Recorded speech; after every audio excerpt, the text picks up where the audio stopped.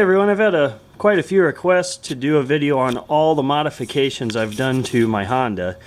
So I think I'll start in the back and work my way to the front. In the back I've got a custom, well, they started out as saddlebag supports, but they're kind of a subframe brace too. It's all custom built, stainless steel. It's what I had. I was worried it was going to crack, but I've crashed it and beat on it and it hasn't cracked. Subframe hasn't gotten any worse, so that's the first thing I'll tell you about. The license plate bracket is actually for an Edge tail light. I had one, I didn't like it, it broke. People didn't see it, so I put the factory one back on and I cut the mud flap off, but as you can see, that Edge tail light, it came with this plate, but it wasn't even the right bolt pattern for a normal license plate, so I had to drill it. Eventually I'm just going to replace that, and my iron butt association plate, I'm going to make a steel plate about that size and weld it all together, so I've got kind of a mud flap and it'll keep the license plate from getting destroyed, because that's the second or third license plate I've had. I've got a Man Racks rack with the Rotopax adapter on it. I've had a couple different versions of Rotopax. I've had the 1 gallons. I had 2 of those, and I've got the 1.75 gallon now. I did mount them vertically, but it snaps off the stud that it mounts with, so I got horizontal mount. It had been on the rack, but now I've got this Pelican case in here. I forget what exactly the size is. I'll take the Rotopax off and show you. Okay, underneath the Rotopax I've just got some rubber material. When I had it on the rack, that kept it from getting rubbed weird, kept the dirt out, that sort of thing. That's a 1500 case. I used to keep my electric meters in here, but now it's going to be motorcycle luggage. If you don't know about Pelican cases, they're waterproof, they're tough, they are plastic, but they're pretty strong. So I've got fender washers for everything just because it's plastic. I wanted it a little bit stronger. Acorn nuts to protect the stuff inside. Speaking of stuff inside, I've got a couple locks for this. Got Wolfman Enduro tank bag. Fits real great on this bike. I have to put that back on. Comes with a map pocket. Got the Airhawk Enduro, or I think it's Dual Sport. Airhawk Dual Sport seat cushion. I have not ever used one before. People seem to talk pretty highly of them, so I've got that to put on and try. And then that's mounting straps for it. These are just cap screws. I need to get the button head ones just so they're a little bit smoother on the bottom here. This is a tool roll I got from Adventure Rider. It was for a charity event. I assume they do them every year or every once in a while, so you can probably still get one at some point. For the charity anyway. It is a Carhartt brand tool roll. In a different video I'm going to go through everything I put in the toolkit for this bike, and yours might vary a little bit because like my rear axle, I went to a castle nut and I actually drilled a hole in it so I can put a pin through it. I had lost the lock nut off of here once on a ride, so I went to a more secure old school method. So my toolkit might be a little different. So that's the back end of the bike. If we look under all this junk I piled up here, I've got a seat concept seat, and when I got it, they only sold the cover and foam kit, so it's a factory seat pan underneath it. Tear the foam off and the cover, put this on. Great seat, nice and wide here, nice and narrow here, so I can have a comfortable place to sit down the road, and then if I need to get my foot down in some technical stuff, I can slide up. I would like to get a Russell Daylong seat for this, but that's kind of way off in the future as they're awful spendy. Right side, I've got, I think it's a Yoshimura, but anodized oil fill cap. I just wanted something metal instead of plastic there. I'll just go over actual mods. I'm not going to talk about like factory parts that I've replaced. This is a Zeta brake pivoting up here. This adjusts back and forth. It does have a brake snake I have to put on yet, but I just got it installed not that long ago, so I haven't had the skid plate off to do that yet. I've got a Ricochet off-road skid plate here. I think it's Ricochet. It's either Ricochet or Flatlands. I forget. I'll have to look it up and just annotate the video. Works good. It's just a piece of aluminum. Can't hardly screw that up. That is a Flatlands Racing radiator guard. I know that for sure. The first one I had took a real big hit and it kind of bowed in. Then right up here, it buckled that out.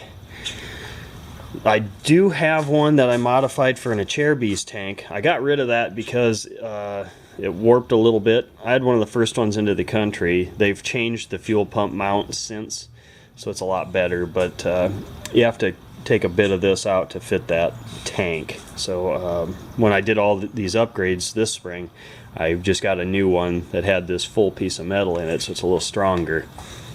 The left side here, I've got a Zeta sprocket cover just because I want something shiny.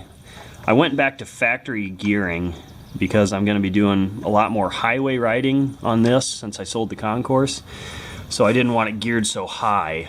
Everybody seems to want to gear these just super high sprocket in the back and a 13 tooth in the front. I don't know why everybody goes so crazy with it, but I did have a 42 tooth in the back, which was fine, but 60 was kind of pushing it for long days, like down the highway at 60 all day because it was revving pretty high. Not as high as some of these guys are running, but whatever, personal preference. This is some Taiwanese knockoff of an RFK. I think it's for a CRF150 actually, but it's pivoting tip and it's actually all bent up right now. That might have to go away sometime and I get a decent one. I don't think it's going to take too many more crashes. One mod I did that I really like is I deleted the factory kickstand switch because I've got this flat foot on there and that contributes to some of it, but even when I had the factory pad on here, it had bounced down every once in a while and it had shut the bike off when I was in some real thick brush or you know, my feet were flying off the pegs type of riding. So I got rid of that. I think that's it for down here. Oh, this is a sending unit and that's a sending wire for my gauges. I've got TrailTech TTO gauges, I've got coolant temp, and I've got a tach hour meter. This is a Kuryakin voltmeter. I've got an SAE port under here, and with that, if I take my three-way switch up, it goes direct to the battery, so I can plug a battery tender into it. In the middle it's off, and when it's down, it's on the master control relay I have in my fairing. And the relay controls like the voltmeter and the GPS, and I have some lights I might put on here. So it's like if I'm charging my phone or something off of here, then I put it on relay, so when I shut the bike off it doesn't drain the battery out. Got MSR bars. They're basically the same bend as a factory, except they don't come back at quite the same angle. I've got ram balls there. The GPS is mounted on one and here, and then I've got a ram arm and double take mirrors. What's nice about these, if you hit something they fold out of the way. I usually loosen them up quite a bit when I'm actually riding off-road, or I'll just fold them all the way in so they're not hanging out to get hit. The grips are Renthal dual compound half waffle grips. I really like them because they stay sticky the entire life of them. If I go over here, these have about 7,000 miles on them. I mean, they're dirty, but they're still just as sticky as the new ones. You know, the waffles wore off of these, but they're still very good grips.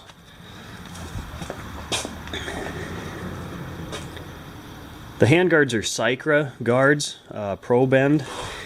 I just took the badges off of them because it looked a little too busy. Then it comes with a nice little skid plate here. I mounted them out a little way so I could get the angle right. And on the inside, I actually used my old Bark Buster mounts because it spaced them out better. The ones I got, it'd be like this Bark Buster mount, but without this extension. They were really short, so it was up against the lever mounts. So I got Bark Buster mounts back out and mounted those.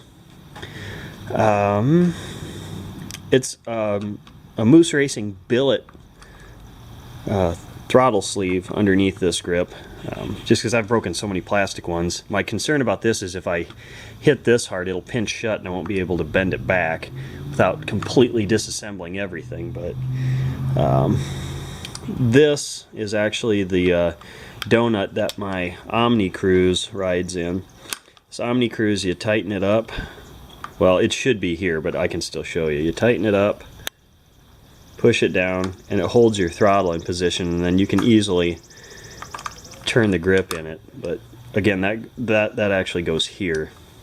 It's just storage there.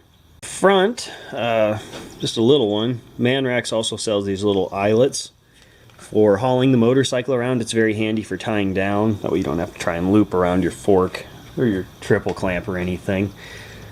Just a little convenience thing. They weren't very expensive. You could make them yourself for a couple dollars. It's just a little piece of 1/8 inch stainless steel. In the front, the one you all probably want to know about, it is a Britannia Composites Lynx R fairing. It doesn't come with the graphics installed, but you get this big red one here. You get a black one like that, and you get a couple other little ones, but these are all individual stickers that I placed on it just to make it look how I wanted to. You can get white or black, I believe, fairings. You can get a clear or smoke tinted windshield, and if you loosen these, you know, I could do this going down the road, honestly, just leaning over the front of it. So it'll go all the way up, and I am 6'3", and if I can get on the bike on the stand without tipping everything over, it's probably just above my chin as I'm sitting down, kind of hunched over. If I sit here with my back straight, it's, I don't know, probably right at the bottom of my neck, but that's probably good because you want your helmet in the air just to get the cool air into your helmet. And I found if your helmet's out in the wind versus right at the edge of a buffer zone for a windshield, it's a lot better ride. You know, that's on any bike I've ever had. So just put that down, and yeah, I can reach it from a seated position, and I lean forward a little bit and I can get the other one, so I can probably do that going down the road. Not that you probably should, but yeah, you keep your factory dash. You know, you could put a GPS there if you didn't have this other stuff, but I prefer to have my GPS on a ram mount just so I can move it around however I'm riding. I didn't really care to mount it up there because when I stand up, it'd have to be at such a severe angle, I'd almost have to have a ram mount on that anyway. But, I gotta get off of here without tipping everything over. The blinkers do get relocated from about here up onto the fairing. They're a little bit higher, which is good for visibility, but they're so bright. These are the upgraded LEDs. It's an option you can buy for about $100 American. When you turn it on, the high beam is on at about 15%, and then the low beam is on all the time. So when you switch it to high beam, the low beam stays on, the high beam goes full. So it's a really nice fairing. It looks great. I'm gonna have to test drive it in another video. I'll tell all about it, what it's like to ride with it, what it's like at night, that sort of thing. So I believe that's all the mods. Oh, under the seat back here, Speedo DRD for when you do sprocket changes. And then I've got a K&N filter in it. I'm not sure about that yet, but I thought I'd try that instead of drilling holes in the side of the airbox and ruining how the airbox flows, because it's engineered to flow from the factory, so I didn't want to drill holes in the side of it mess up airflow, mess up the harmonics inside it, make it noisy. So I just put in a higher flow filter. That's gonna probably spark as much debate as the gearing comments I made, but whatever. My opinion, I don't really care what you think of it. So that, I believe, is every mod I've done. Rocks risers, did not have to change cables. That is every mod I've done to the bike, I think. Yeah, it is. I've tried different exhaust, but obviously it was either annoying or actually hurt performance, so I'm back to factory for now. I may in the future build a complete one-off stainless steel system for this, but again, way in the future. So that is the bike as of May 2017.